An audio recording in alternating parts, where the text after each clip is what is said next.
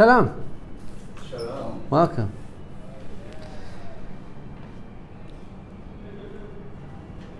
Happy birthday. Chag Sameach. Happy birthday. Happy birthday. You can say that.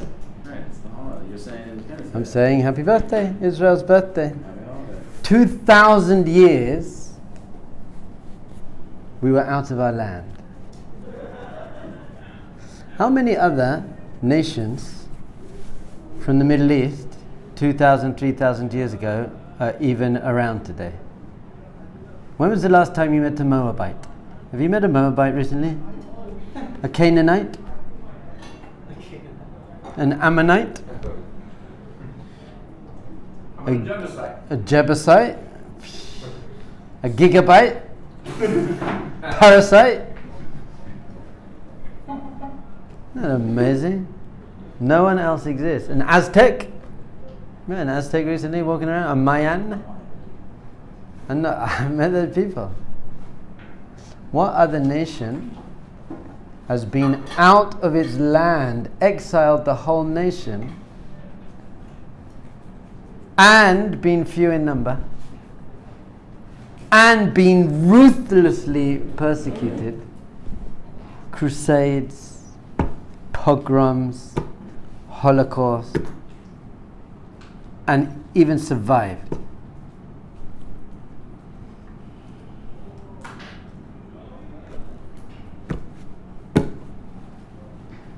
Now, there are other nations that are few and scattered and persecuted. For example, Uyghurs. yeah, Who? Gypsies. Gypsies, they wander around. They've been kicked out. Well, they didn't have a land, but they're definitely scattered and few in number and not particularly liked. Australian Aborigines, they've been kind of pushed out of their land, and they're few in number and not very liked. Even Native Americans, they got pushed out of their land, and they're few in number, and people don't necessarily like them so much. So there have been other people who have had issues. So our next question is, what impact have those nations had on the world? Gypsies, Australian Aborigines, Native Americans. What's the fundamental impact that they've had on the world? Native Americans have made casinos and, caused a lot of hard rock cafe.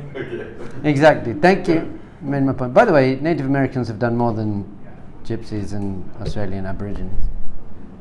Like medicines and stuff like that. Art.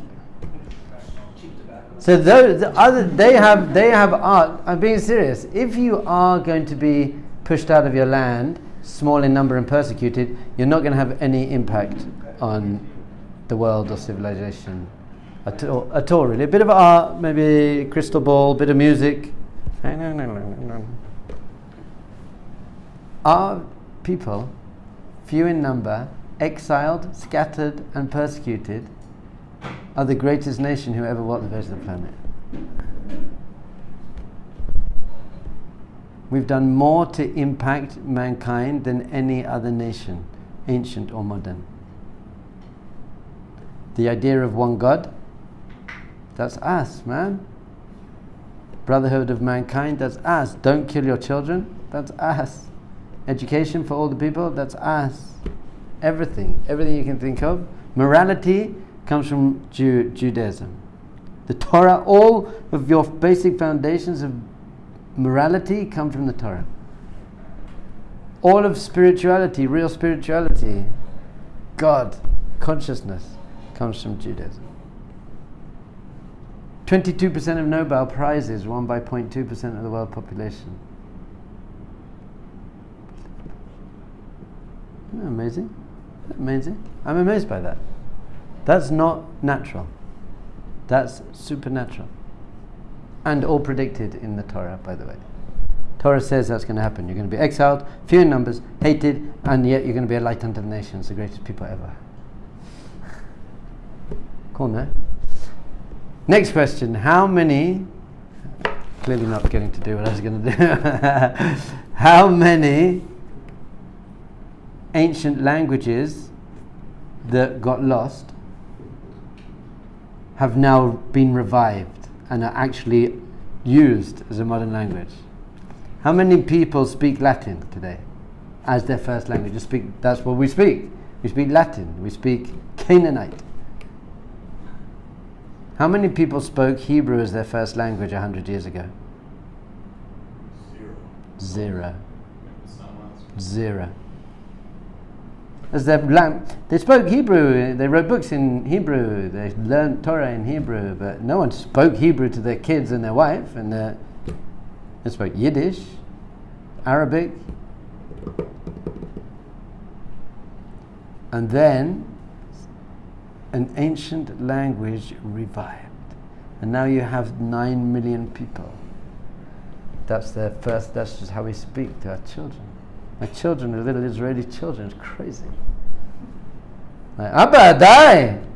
Hey, die means stop in Hebrew. It's like, hey, tell your dad to die. Die. This is an unbelievable miracle. And then on this day, 76 years ago, after 2,000 years of exile and persecution and hatred and Holocaust, and we're back in our land, our ancestral land. Here we are. Unbelievable. We're back. Is it how we want it to be? Definitely not. Long way from our ideal of what our holy land should be. But we're back in our land. There are mitzvahs that we can do now that we couldn't do. There are loads of mitzvahs that you can only do in Eretz Yisrael. They apply to Israel. Outside of Israel, the Gemara actually says someone who lives outside of Israel, ki'ilo ein lo elokah. It's as if they don't have a God. The amount of spiritual power of the land of Israel is so million times more than any other land, that if you don't live in Israel, it's as if you don't have a God. Now we've got to understand what that means. Rav Moshe Feinstein lived outside of Israel, and the Chavetz Chaim. So let's not get too extreme here, but even they would say there's an idea that the power of Eretz Israel is a whole different level. It's the Holy Land. That's the holiest place in the world, over there. That is the vortex of spirituality. That is where we say that the universe was created from. Big Bang happened on that point right there. The Dome of the Rock is over the rock, the first rock. Yeah. The foundation stone of all of reality. Is that also where we think the Garden of Eden was as well? Is that, yeah, that's it. Yeah. Not sure actually. Maybe. That's where the Akedah happened. That's where Jacob had his dream. That's where the Holy Temple stood. Twice. No, Abraham sacrificed his wife. Well, he didn't sacrifice him, but he brought him up. Yeah.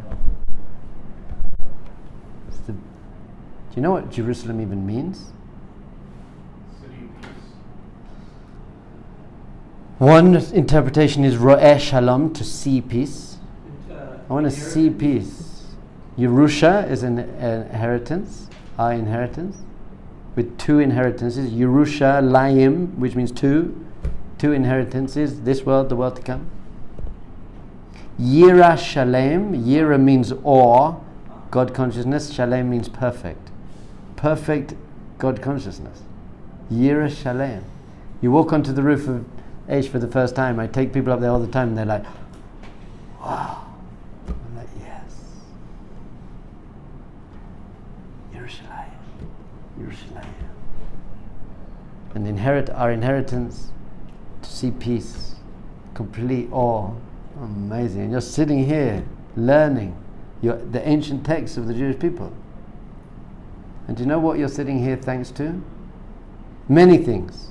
Miracles, divine miracles, but also 24,000 people your age who died fighting for you to be here. How old are you? 30. So you could sit here. How many 18 and 19-year-olds gave up their life so that we could have our land, so that you could come and be here in our land? That's unbelievable.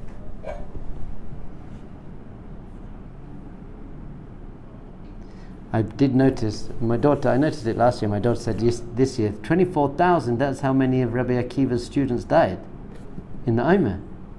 So now we've had 24,000 of our boys dying in the army to fix that whole thing. We've done that. Amazing. So they gave their life for the Jewish people and for the land of Israel. So if someone's willing to die for the Jewish people in the land of Israel, then you must be willing to live for the Jewish people in the land of Israel. Come on. They died a meaningful death, so you have to live a meaningful life. It's not easy, but I was about to say it's easy to die for what you believe in. But it's not. But to live for what you believe in, that's not easy. That's hard. But most people are just mediocre losers. They're just doing some job in like Brooklyn and trying to get some kind of family going, and that's it. So to die young, fighting for what you believe in, that's a tragedy, but it's not a tragic life. You had a hero's death. To not believe in anything, not fight for anything ever in your life, and then have an okay kind of mediocre life. Yeah, not too bad, yeah, can't complain. And then you're sitting in some old parents' home when you're 90 playing bingo, waiting for your grandchildren to resentfully visit you. That's a tragedy. That's a tragic life. You lived till 90, you had a tragic life, or you lived till 19 and you had a heroic life. Or they died a heroic death. You're going to live a heroic life. You better. Don't be a loser. Just don't be a loser. That's the name of my next book. Don't be a loser. Don't be a loser. Do something. Yeah, but it's hard. Good. It has to be hard. If it's not hard, it's not that good. Easier said than done. Shut up. You have to live a big life. David Shirabi. Were you here last year? Anyone here last year?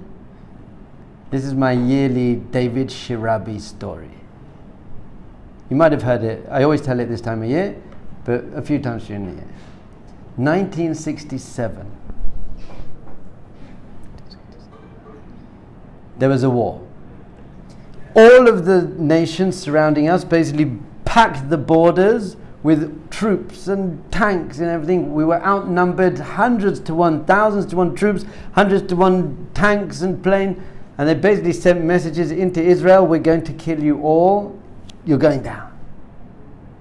We reached out to America, they're like, can't do anything. England, can't help you. France, nothing, no one. They started digging mass graves in the parks in Israel. So there wouldn't be an epidemic when everyone gets wiped out. 6 We'd expanded the land. We'd won and expanded the land. Unbelievably, into the down desert, the Golan Heights, everything expanded. Got back Jerusalem in 6 days. Who's ever heard of a 6-day war? There's no such thing as a 6-day war, apart from the 6-day war. Now, according to natural odds, it could have been a 6-day war, but the other way around. It should have been a 6-day demolition of the Jewish people at that point. Everyone was cheering. It was like, this is it. They're finished. 6 days, that's less than a week. Get ready for Shabbos. It's brilliant. For 6 days you shall work. For 6 days you shall batter your enemies. On the 7th day you shall have your land in Jerusalem back. That's when we got to the Kotel. There was no Kotel. Even 1948, declared independence, you couldn't go to the Kotel. You have to get some permit, little split. Bam! 67, Kotel. By the way, we're not there yet. The Kotel's still outside. We're getting closer. Everyone gets so excited when they see the Kotel. They're like, yay! It's like, we're standing on the outside wall. We're not there yet. But we're getting excited. We're getting there. So we're in 1967. You have to take the Golan Heights. You've got Israel, and you've got the Golan Heights, which is controlled by Syria in 1967. Syria, on the mountains in the north, they're just lobbing down bombs into all the kibbutzim up north. It's a nightmare. You cannot have a safe land of Israel without the Golan Heights. It's impossible. But how do you take a mountain? I don't know if you've ever been there. It's like cliff. There's a huge mountain plateau. How do you take that? Golani Brigade, one of the top units in the army.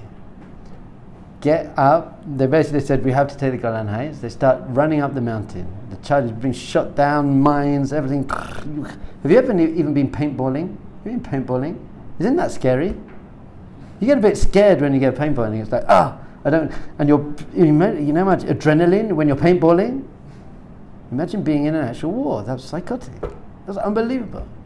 So they're running up and they come to this big barbed wire. You know that big round barbed wire? It's going right across there and they're stuck barbed wire. They can't get behind them. They're eventually stuck. Barbed wire, sitting ducks. Up steps David Shirabi, my hero. Tallest person in the unit. And he says, right, get out my way. And he runs and he jumps over the barbed wire, but not over it, onto it. And flattens the barbed wire and he said, run over me! What? The rest of the brigade run over his back. He's like this human bridge. They're all running over his back, running up the mountain. He didn't die from that. He died about 2 minutes later. But imagine dying with two like machine guns in your hand, like Hashem Hu Elokim. But because of that one act of heroism, they got up the mountain, basically took the Golan Heights. What about David Shirabi? What did you do in your life? I smoked some weed. Loser. David Shirabi threw himself over like crazy barbed wire. It's big. Osman Deich. 2014 we had a war as well. And his father was in a top unit in the army, so since he was like 2 years old, he wanted to be in that unit in the army. And he dressed up in the colours of the unit at school, and like he would be like 3 years old in kindergarten, and he'd say to his friends, come on, we're in the army. And eventually got into the unit, got into commander of the unit, and he died fighting in Gaza. His whole life, from a kid, he was like, I just want to be like my dad, I want to fight for my people, and he did, and he fought, and he died. So it's a tragedy. It's definitely a tragedy, but it's not a tragic life. It's a hero's life. It's a hero's. So yesterday we felt the pain of all these people that gave their lives, but really they're in the highest place. You can't get near them. It says in the Gemara, someone who gives up, sacrifices their life for the Jewish people, no one can come near into their mechitzatam, can't get into their walls. They've got a special place in Shemayim. But you're not going to give up your life for the Jewish people, are you? You're going to use your life for the Jewish people. You're going to live for them. So you've got to ask, what am I going to do? I better do something. So now Osman Deich and David Shirabi, they're up there chilling. Like, and they're looking down at you. And they're saying, was it worth giving up my life for this? For Dov Ber. David Shirabi will be like, I gave up my life for Dov Ber. Was it worth it? Let's just see what he's doing now. And they're like, zoom down on my life, and I'm like, a loser. I'm just like, not stepping up to my role within the Jewish people, the story of the Jewish people. We're living the story of the Jewish people. Do you learn Tanakh at all? Yeah? The Nevi'im, the prophets, so you know all those stories in the prophets and all the Megillat Esther and in the Ketuvim, in the writings? That's the story of the Jewish people. We're living that now. If the Tanakh was still open, this is part of the Tanakh. Are you going to appear in there? Esther's name is in there. Mordechai's name is in there. Let's say 200 years from now. Well, it will be the end of days, but whatever. Let's say 300 years from now, people were learning about reading the Tanakh that went on. Would your name appear there? Are you in there? David Shirabi's name is in there. He's in there. Osman Deich is in there. Are you in there? The Rosh Hashiva in there. Not that you're doing it for glory. It's not because I want to be in there. I'm just asking. We said before, every single thing you do should be praiseworthy. You shouldn't do, if it's not praiseworthy, if it's not admirable, you shouldn't do it. But you shouldn't do it for the praise. I'm not doing it because I want praise and I want admiration. I'm doing it because it's praiseworthy and admirable. But not. And if you are doing it for the praise, then it's not praiseworthy. What you're just doing for praise is not praiseworthy anymore. Because your intention is your intention. So that's why I have Yom HaZikaron. Remember, people gave their lives for you. And therefore, remember, I have a role to play. And then we move into Yom Ha'atzmaut, which is, okay, so let's celebrate that. Let's do Atzmaut. Do you know what Atzmaut means? Atzmi. Otze actually means independence, in a simple way. But Atzmi is selfhood. We are selfhood. We're not controlled anymore. For the first time in 2,000 years, we are not controlled. When we lived in Berlin, we were controlled, big time. Even when we lived in Israel 2,000 years ago and the Romans were there, we were controlled. We've been controlled. Everywhere we've been controlled. Jews have to go and live in that ghetto. Jews can do that. You can do that. We're completely controlled. Now we're not controlled. Some people might say America's got a bit of a say. We're independent. We have selfhood. We can be ourselves back in our land. And a Jew can only be his full self in the land of Israel, because you can only do all the mitzvahs in the land of Israel. If you're not living in Israel, the Ramban and other people say that mitzvahs outside of Israel are practiced so you don't forget how to do them for when you come back to Israel. That's a Ramban, and he lived outside of Israel for a lot of his life. Now we can't say that the Baal Shem Tov never did a mitzvah, so once again, when you hear statements like that, you have to take them very seriously, and they teach you a deep lesson, but don't suppose that people living outside of Israel aren't doing mitzvahs. They are. They're just practice ones. No, they're still getting credit for them. They're getting credit for him. But Israel's a place. That's where you be. Someone said to me, hold on, why did you end up living in Israel? And I said, well, when I learned Taekwondo, I went to Korea to learn Taekwondo. And I went to India to learn yoga. And I went to Japan to learn Aikido. And I went to Thailand to do kickboxing. So I come to Israel to be a Jew. It's like, where else are you going to be? Like, it doesn't even make sense. This is where we be, the Jewish people. I'm not saying every single person needs to make Aliyah now. There are reasons to be. We need strong diaspora and money from the diaspora. I'm very into that, and there are reasons to be there. But you've got to know that that's not where we belong ultimately. There's got to be a part of you that is saying, I'm here until I can make it back to where I'm meant to be. You shouldn't feel at home fully, not in Israel, because that's not your home. It's not where we're not meant to be there. Even though temporarily maybe you're meant to be there. Elderly parents, helping people there, spreading the light. The Lubavitcher Rebbe never came to Israel.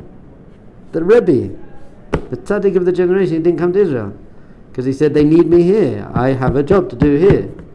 So if you're the Rebbe, then you can stay outside. And you know why he didn't come to Israel though? Why didn't he just come to visit Israel? He would have fallen in love with Because he said, I wouldn't be allowed to leave. I wouldn't be allowed to leave. I couldn't leave. So he never came. Imagine he had come to Israel. That crazy. And you're here now. Yeah, I just want to have a little job in Baltimore and leave me alone. It's like, no. I'd rather sleep on a bench in a park in Jerusalem than have a mansion in Maryland. I really just would.